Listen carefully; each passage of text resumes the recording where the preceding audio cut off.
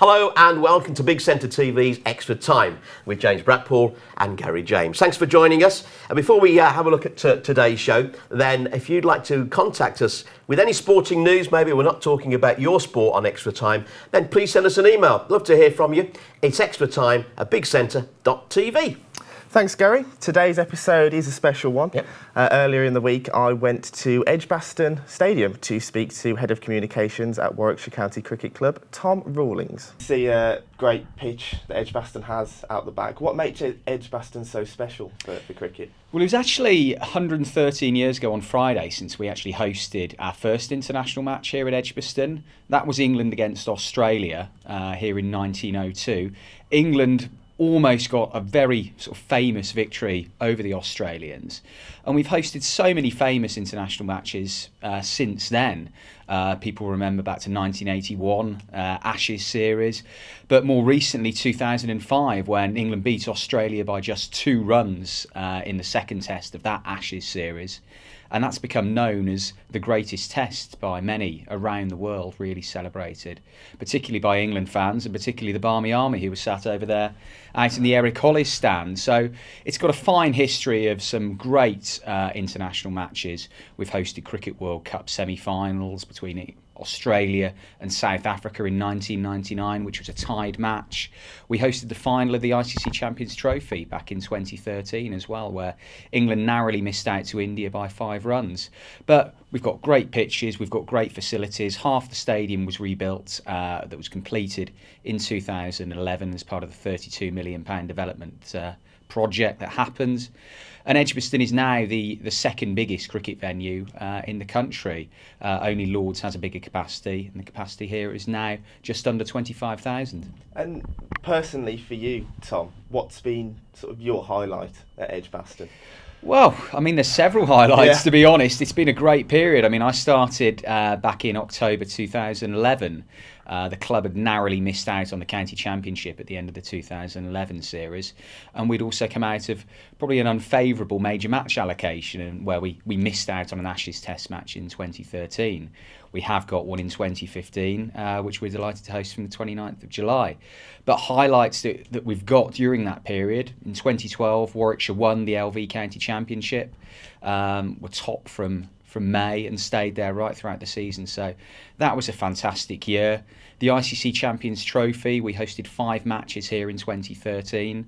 The final itself was plagued by rain, but we did manage to get the fixture in. The great work of Gary Barwell and the ground staff meant that there was an incredible T20 fixture that went on for the final, which was a great game. Edgbaston delivered a fantastic experience to all the supporters, and it was a great time to be here at Edgbaston, and has helped this latest major match allocation that we won at the end of last year happen from the performance we gave in the Champions Trophy. But there's also things to consider, like last year, Birmingham Bears winning NatWest T20 Blast Finals Day. We were very much unfancied throughout the competition. During my previous seasons, we'd never got out of the group stages to the quarterfinals. We miraculously managed to do that with the help of Nottinghamshire beating Yorkshire in the final group game. We won down in Essex our quarter-final, which was a great night down there in Chelmsford. And then finals day, just a fantastic experience. Every player in the Birmingham Bears squad was on top of their game, and to win a final in front of your home crowd is a very special experience. But for me as communications manager, a really fantastic day to work here. I spoke to Alex Perkins, your T20 manager, a couple of days ago about that journey last year. Yeah. For you, Tom, obviously you were there at the time. As the sort of journey progressed, because Bears didn't make the hottest of starts, at what point did you start to believe that this could be our year? I suppose it was after the final group game victory.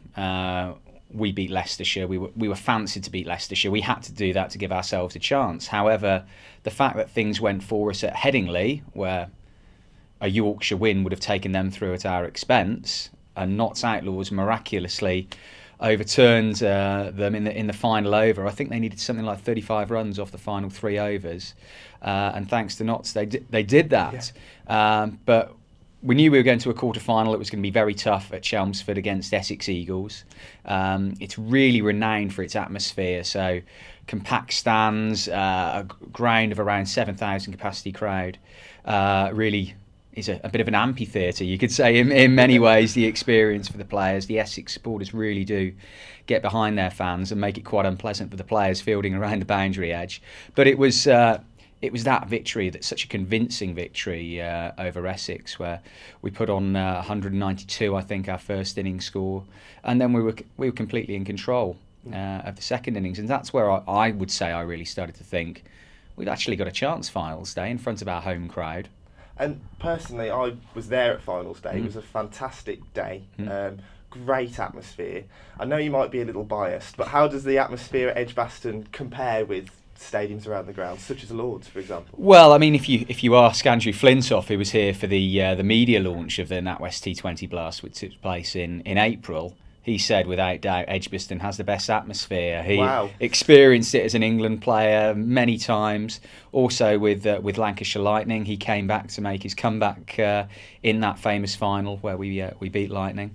But I mean, it's the Eric Hollis stand is renowned around the world. The Barmy Army, England's set of supporters, absolutely love it. They're taking around 5,000 seats per day during the Ashes this year, so they've really got a big allocation of tickets coming back to Edgbaston after we missed out on the Ashes in 2013. So we've got great support, we've got great members here who turn up week in, week out, whether it's an LV County Championship match starting on a cold Sunday in April to a NatWest T20 Blast on a sunny evening in July. We've got great supporters here who love their cricket. Absolutely. And before we sort of move on to what you've got coming up this summer, I'm looking at the pitch now. It's in fantastic condition. Yeah. Just how much hard work goes on behind the scenes to sort of make this place tick over and get what we see out there? Yeah, it's a tremendous effort from Gary Barwell and his team of ground staff to get the ground looking as immaculate as what it does. Actually, a bit of science that goes into sort of the preparation of a ground throughout the course of a season. We've now cut the outfield very slightly different, so you've got diagonal lines running across from left to right upwards, whereas we normally have the checkered square look. So there's a bit of new design work that's gone into there, into the aesthetics. Is there any reason in for that, or is that just aesthetics? Really, yeah. There's so much more pride, I think, that goes into preparing an outfield. The ground staff trying to outbid each other as to who's got the best looking outfield, and I think we've got a great job here, and it's going to look fantastic on the TVs for the Royal London ODI against New Zealand this coming Tuesday. Well, yeah, let's move on to talk about that. How big is that for Edgbaston? Well, we're looking at a great crowd of around sort of 19,000 for that match. So this ODI is set to be the biggest seller outside of London as we stand at the moment. So I think the appetite that people have got from watching New Zealand during the ICC Cricket World Cup earlier this year, where they got through to the final. They beat Australia in the group stages as well. Unfortunately, England were at the wrong end of a result, particularly against Brendan McCullum, who's going to be joining the Birmingham Bears later this summer as well. But New Zealand plays fantastic cricket, very attacking minded. They've got a great captain in Brendan McCullum, who's led them well throughout the Cricket World Cup. They were unlucky not to go all the way in the final, but Australia took revenge on them for that. But what's exciting about this ODI is England have picked a really young, exciting, fresh team for this. Unfortunately, things didn't go that well for England in the ICC Cricket World Cup. But it's great to see some new faces in the team. So the likes of Jason Roy from Surrey, who was the top scorer in last year's NatWest T20 Blast. Played very well, yeah. He did, yeah. Alex Hales is obviously going to be given his chance at the top of the order. Birmingham Bears players will certainly know, what it's like to bowl at Alex Roy after he made quite a few runs against us in the opening game of the NatWest T20 Blast at Trent Bridge, where he actually hit 6 sixes on the trot at one stage. Not in the same over, but it's still a hell of an achievement. So players like that, Sam Billings from Kent, Joss Butler, who we've seen around the circuit for a couple of years on the England team now and really establishing his place. But Ben Stokes is someone who really stands out after his performances in the Test match, is that we've seen at Lord's. and at Headingley for England against New Zealand. He scored the quickest Test match century that's ever been scored at Lords in the second innings. Got age on his side. I think it's going to be a really exciting series. And are any tickets still available? For yeah. So we've still got a few tickets left from edgbaston.com or by calling our ticket hotline or visiting the shop here at Edgbaston. So those tickets are priced from just £25 for adults and £10 for under 16s. But it's shaping up to be a great day, and the weather's looking very good as well. Well, the half-time whistle is about to blow here on Extra Time. We'll hear more from Tom at the cricket ground in just a couple of minutes. But for now, James and myself, we're off to a good old cucumber sandwich and a cup of British tea. That's it. It's half-time on Extra Time. Join us in a couple of minutes. See you in a bit.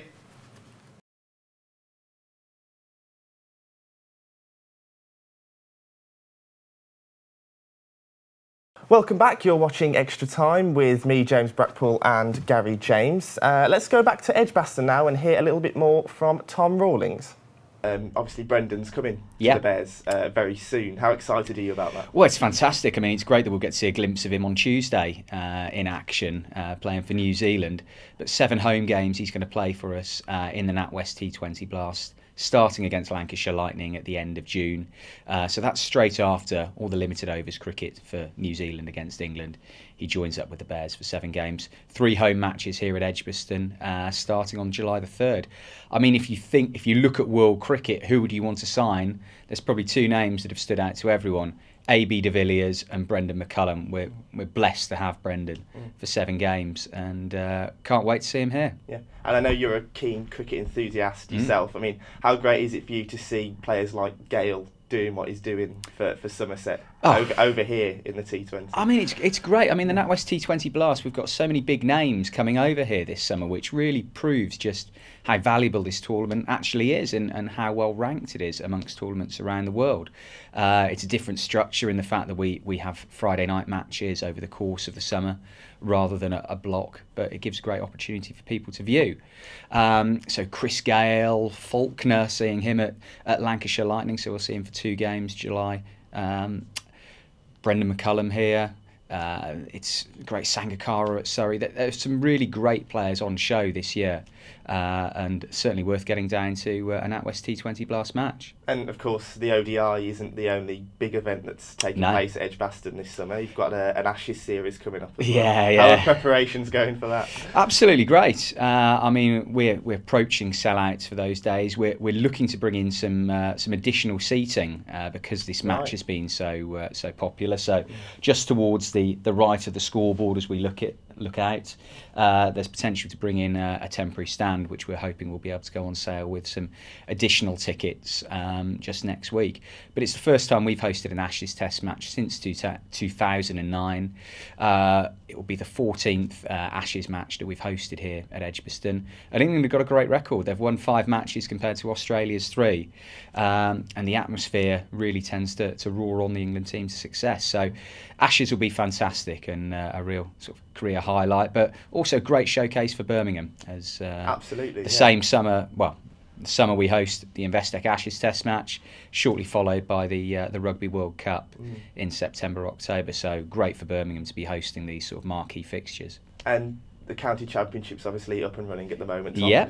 What do you make of Warwickshire's campaign so far? Yeah, I mean, if we'd been able to get over the line against Sussex, we would be in an absolutely outstanding position, but that wasn't to be. However, it's a good start for the guys. So drew our opening fixtures against Hampshire and then away at Yorkshire. Away at Yorkshire is always likely to be one of the toughest matches of the season. But then back-to-back wins over Worcestershire and Durham. Keith Barker continuing his sparkling form over Durham. I think they must dread seeing the team sheet every time they see Barks' name on there. Very close against Sussex and narrowly missing out on that 1-wicket defeat. But putting in a great performance at Middlesex as we speak. So hopefully we can close that game out at some stage today. And whilst we were waiting down in the reception today, Tom, we saw Ian Bell walk through. Yeah. Fairly sort of casual with your members of staff here. Is there quite a close working relationship between the playing staff and staff behind the scenes? Yeah, absolutely. I mean, Belly's been part of the Warwickshire setup as an 11-year-old, come through the youth team since then, through the academy. to becoming a first team regular, an England regular, but you'll often find him when he's not on international duty and we've got a game on, he'll come down just to support us. He really is a bear through and through and knows every member of the staff. So yeah, there's very much a close atmosphere between the players, members of staff, coaching team. It's a great place to be. And finally, it'd be nice to see Bears lift the T20 trophy again here at finals day. You hopeful? Absolutely. Yeah. I mean, we've won 2 of our first 3 games. We've got a trip to Durham this coming Saturday, which will be a tough game, but the guys are looking in good form. When you consider the likes of Brendan McCullum coming back in at the end of June to play our final 7 games. We've got Ian Bell around for the next couple of weeks as he's not part of England's ODI squad. So there's the opportunity to see him playing as well. So, yeah, I think 2 out of the first 3 games, we've got off to a solid start. And if we can capitalise on that with Brendan coming back in June, we've got a great chance of making the quarter-finals. Thanks to Tom Rawlings there at Warwickshire County Cricket Club, and we'll be hearing lots more from Tom and the team down there throughout the summer as we really get into the cricket. Absolutely, and we could hear there how keen Tom was for the summer's cricket Brilliant. at Edgbaston. But we didn't just speak to Tom Rawlings, we also spoke to a gentleman called Keith Cook, who works very closely with the players over at Edgbaston Stadium. Well, my role is cricket operations manager, which covers a multitude of sins. Obviously, everything in terms of player, keeping them on and off the field, keeping kit in supply, all that kind of thing. That obviously deals with Warwickshire, but also I've then got the issues when we have international matches, dealing with the 2 teams and the match officials when they arrive, all the logistics. For example, the England kit's coming down from Headingley today, prior to our game next week. So a lot of transportation issues, getting things in place, making sure everyone's happy, everything's provided that they need it. And I know, people won't obviously appreciate when they come to a match day all the sort of hard work that you put into making it run smoothly. But I know you've been here at Edgbaston and Warwickshire for a very long time. Yeah. When did you start? I joined the club in 1973, straight from grammar school as a youngster, and worked in a number of roles: ticket office, membership, working for the chief exec, worked in the commercial department, and probably about 8, 9, maybe 10 years ago now, moved into a cricket role. So it is very much a focus on cricket issues, and being part of the backroom staff really of the team. And how's Edgbaston changed during your time here? Oh, massively. There'd be lots of photographs around the place of the old stands as they were, lots of grass banks. Some of them were just wooden benches, and now we've got a magnificent new stadium here with a new pavilion which we built 4 or 5 years ago. It's state-of-the-art stuff. The dressing rooms that we offer here are without doubt the best in the world in world cricket, and that's verified every time England or the international sides turn up. And being here as long as you have, I'm guessing you've seen an awful lot of cricket over that many years. How many matches do you reckon that you've seen here at Edgbaston? Well, I did a quick analysis just prior to the Ashes Test match, which is coming later in the year, and I counted that I'd done 88. I'd been involved with the club, should I say, for 88 of the 102, I think, if I'm speaking correctly. Yes, yeah. 102 international matches, which is Test matches, one-day internationals, T20s. I've been involved with the club for 88 of them, so quite a long time, quite a lot of experience in that. And what's the best match you've been involved with? Well, a couple stick out internationally. There was the 1981 Ashes Test when Ian Botham bowled out Australia in a thrilling Sunday, and obviously the 2005 Ashes with Freddie Flintoff, Ashley Giles playing, and it went down to 2 runs needed in the end. England winning and then going on to win the series, so that it can't get much better than that. That's boys' own stuff, really. Your office, Keith, is practically in a dressing room. Yeah, it is. As we see here. After moments like 2005, how close are you to the guys when they come back in? As close as you can be, really. I mean, literally, sort of, rubbing shoulders. They're part of the environment. And do you sort of, feel? Really feel that raw emotion that the guys have after coming back in. Absolutely. Yeah, very, very proud. Obviously, internationally, you tend to take a step away because you're not I'm not part of the England management, but you're there to help. So there's a lot of doing your job, but keeping a distance, being available when needed, but not getting in their way and letting them have their time. Yeah. And I know you deal with player requests, Keith. Any particular strange ones over the years, or? One that springs to mind, and I was asked quite recently about that. We had an Ashes Test match. Sorry, it was a one-day international, strangely, and an Australian player who shall be nameless accidentally knocked a door off its hinges. And the Australian management thought it'd be quite fun if we invoiced him for the cost of repairing it. So we put together a fictitious invoice, which we presented to him, and that's cool, Keith. Yeah, but it was their idea. Yeah. So we did put something together. Bodgett and Scarpa Builders Merchants. I remember it really well, and we stuck him an invoice together, but he didn't pay it, unfortunately. Did he fall for it? No, not in the slightest. No, he was never paying it either. Yeah. So, but it was a bit of fun. It was quite a lot of fun. And what are you looking forward to this summer? Oh, more of the same. The buzz, the hype. You know, it's an amazing environment to work in. Never gets tired. Never get fed up of it. So, you know, some great cricket. The Ashes is always special. You know, the One Day International Series is a buzz as well. You know, we kick off with New Zealand here. That in itself is just a reason to be proud of what you're doing. Well, that's it. The full-time whistle is about to blow here on Extra Time. Please join us for more sports stories and more sports news and more sports guests very soon. But for now, it is the final whistle. It's full-time on Extra Time. So it's goodbye from him. And it's goodbye from me. Take care. Bye-bye.